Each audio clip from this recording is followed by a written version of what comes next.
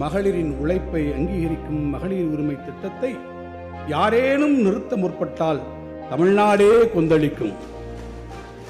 அவர் வழியில் நம்முடைய மாண்புமிகு முதல்வருடைய திறமையான நிர்வாகம் குறித்து இந்த நாடு அறிந்து கொள்ளக்கூடிய நிகழ்வு ஒன்று சமீபத்திலே நடைபெற்றது. சரியாக ஒரு வாரத்திற்கு முன்னால் சென்ற வெள்ளிக்கிழமை வங்கக்கடலோரம் கடல் அலைகள் அன்றைய தினம் சூரியன் உதயமாகும் போது அது உதயமாகும் நேரம் குறித்து தங்களுக்குள் அலைபேசி கொண்டிருந்தன. வானவியல் நிபுணர்கள் அன்றைய தினம் சூரிய உதயம் என குறித்து கொடுத்த நேரம் காலை 6:32. அதே வேளையில் சென்னை தொல்காப்பிய பூங்காவில் நடைபயிற்சியை மேற்கொண்டிருந்தது இன்னும் ஓர் உதய சூரியன். ஆனால் அவருடைய எண்ணமெல்லாம் அவருடைய அலைபேசியிலே வரக்கூடிய அழைப்புகளுக்காக காத்திருந்தது. மிகச்சரியாக 6:32 மணிக்கு வந்த செய்தி, தமிழ்நாடு எங்கும் கலைஞர் மகளிர் உரிமை தொகையில் பெற்றிடும் 1,31,00,000 மகளிரின் வங்கிக் கணக்கில் 5,000 ரூபாய் வரவு வைக்கப்படும், அந்த பணி தொடங்கி வைக்கப்பட்டது என்கின்ற செய்தியே அந்த செய்தி.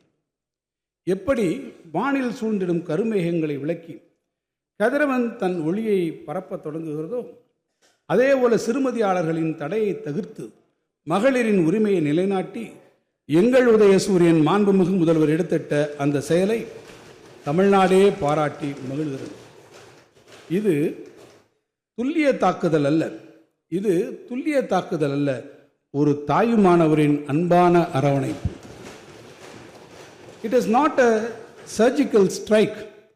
It is a strategy filled with compassion but executed with clinical precision.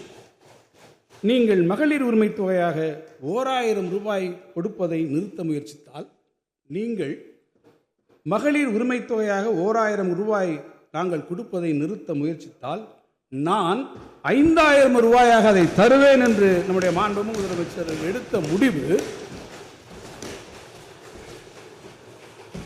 இன்று மகளிர் மனம் குளிர்ந்து வாயார வாழ்த்தும் சூழல் ஏற்பட்டிருக்கிறது. இந்த நிகழ்வு இன்னும் ஒரு உண்மையையும் உணர்த்தி செல்கிறது.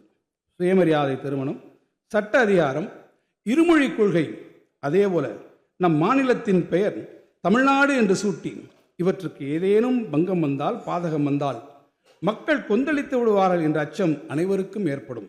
அந்த அச்சம் இருக்கும் வரை இந்த நாட்டை ஆள்வது பேரறிஞர் அண்ணாதான் என்று உரக்கச் சொன்னாரே, அதை போல சமூக நீதிக்கு எப்போதெல்லாம் பங்கம் வருகிறதோ அப்போதெல்லாம் தமிழ்நாடு உரத்து குரல் கொடுக்கும்.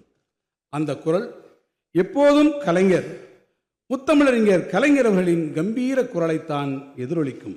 அதேபோல்தான் மகளிரின் உழைப்பை அங்கீகரிக்கும் மகளிர் உரிமை திட்டத்தை யாரேனும் நிறுத்த முற்பட்டால் தமிழ்நாடே கொந்தளிக்கும்.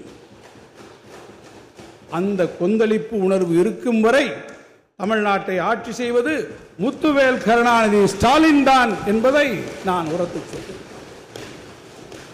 பிளே ஸ்டோர் மற்றும் ஆப் ஸ்டோரில் இருந்து பாலிமர் செயலியை QR கோடு மூலம் பதிவிறக்கம் செய்யுங்கள். செய்திகளை உடனுக்குடன் பெறுங்கள்.